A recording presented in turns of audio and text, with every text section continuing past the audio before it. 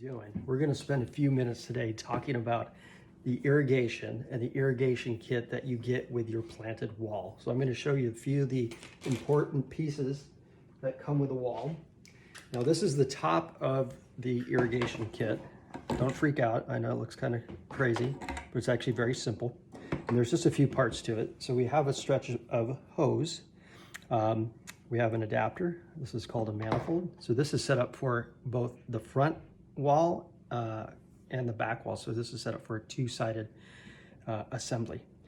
When you get the cart and the kit, this is actually going to very simply just snap into place. It's kind of hard to show you here because I don't have a cart, but there's a clip and it just clips on onto the cart itself.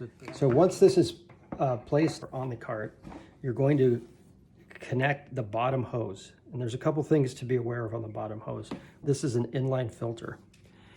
And I'll just show you quickly what it looks like. This is one that's actually been used, and you can actually see it's a little bit dirty because it's been in use. What you'll do just for regular maintenance when you're using the wall is take this out every week and at least once a month and clean it out. Use a little brush, rinse it under water, and you'll be good to go. Now it's important to keep the filters clean because your emitters may eventually get clogged, and I'll talk about that in a second. But let me just show you how these connect together. So this is very simple. Once it's through the loop on the cart, you just simply slide together. So it's just an insertion fit. Okay, let me tell you how to set up your pump. So when you first receive your product, you'll find the pump in a burlap bag that's going to look something like this. And you're going to find several parts in there. But first of all, let's take everything out of the bag. This is the pump itself. This is a DC brushless pump. It's actually a very powerful pump and will last for many years. Our biggest issue in irrigation is making sure it doesn't get clogged, and I'll talk a little bit about that in a moment. Let me tell you a little bit about this pump. We selected this pump because it is a DC brushless motor. It's actually rated for 3 meters. We're not pushing the water that high. You know, 3 meters is close to 15 feet. Your wall is closer to 5.5 feet. So this is could push it maybe 3 times higher. But the reason we did that is because it's very important to have as much pressure in the system as possible to push any small debris through the emitters at the end. Now your system does have filters in 2 different places, and I'll show you this sponge filter that actually comes here with a kit. This simply just screws onto the end of your pump here, and you can just pop that open. So when this is in use for a couple weeks, you can simply just pop this out, take this to the sink, just rinse it with fresh water, squeeze it a few times, it'll be nice and clean. You just pop it back in and then snap that pump back on, or that filter back on. Okay, so that's the pump itself. Now what you'll also find in the bag are these rubber feet. Very simple. The purpose of the rubber feet is just to give the pump something to rest on when it's sitting on the bottom of the bin. It's actually going to be sitting loose in the bottom of your bin, and this just gives it a surface to sit on. So there's actually 2 feet. You just slide them on here. Pretty simple. And that gives us a nice little feet to set on. Now what you'll also find is a couple connectors here, because what we want to be able to do is just simply slide the pump or the hose onto this pump. Everything's a nice slip fit. These will just screw together. You may find these already screwed together in your kit, but if not, just simple screw them together. This is how this goes onto the outlet of the pump. So this is the inlet, this is the outlet of the pump. And then when you are actually assembling this inside your bin, this is just going to be a very simple slip fit, and boom, you're ready to go. Now when it's time to plug it in, you're going to have a connector here to your power supply. Now these are both going to pass through your lid. I'll show you the lid really quickly. So this hole is for the power supply, and this hole is for the tube. And I'm not going to put it through right now, but you can see how that just simply fits through. And the point is, before you fit these together, make sure you fit it through the lid.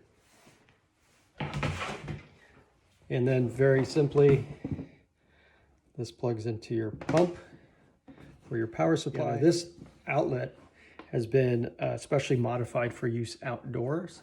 It has special RTV sealing, so our manufacturer additional work on this to make sure that it's good for outdoor use. And when you have this inside your basin, you're going to just simply need to pass the pipe through the basin. And then it's another slip fit. So super easy. Everything just goes together without any tools and just a simple slip fit. So that's how that works. So I'm going to take that apart, oops, real quick, because I want to show you the top of these. I want to show you the emitters. And the emitters actually are color coded. These are green, which means 2 gallons per hour. You'll probably receive it with a black top. These are called flag emitters. A black top means 1 gallon per hour. And what's really exciting about these, or what's really neat, is that you can actually take these out and open them up to clean them. So this one hasn't been used, but sometimes when it's being used, you can see little bits of brown or black in there, which means it needs to be cleaned out. So these will eventually get clogged, but what's the beauty of these flag emitters is that you can open up and clean them. It's a recirculating system, so there's sometimes debris in the water. And that's why this filter that's on the pump, the inline filter that I talked about, and the fact that you can open and clean these emitters is very important to keep the system running the way it needs to be running. So that's it. We also have a valve on each one of these lines, and the purpose of the valve is to shut off the flow if you need to shut off the flow. So there's several reasons why you may need to shut off the flow, or even adjust it lower and keep it, partially open.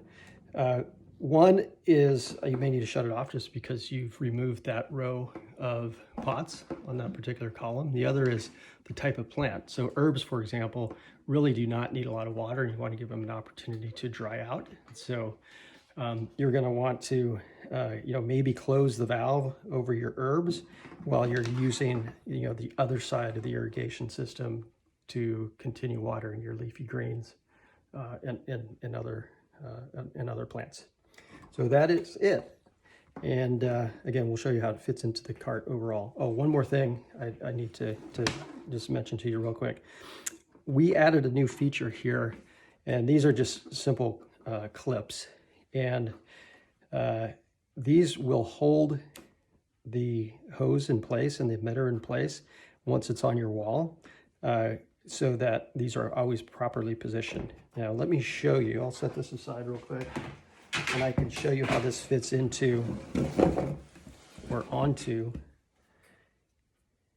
So first of all, you're going to want to remove the backing. Now these actually are a special clip. The reason they're black is because they are UV protected. These are actually designed for outdoor use. They have a pretty strong adhesive. You're going to want the opening facing towards, in this particular case, towards the left. You want to position it right in the center here, right up next to the edge of the opening, just like so.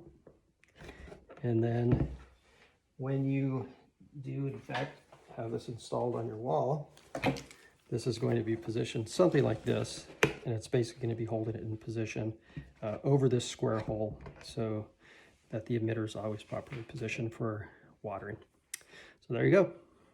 Thank you much.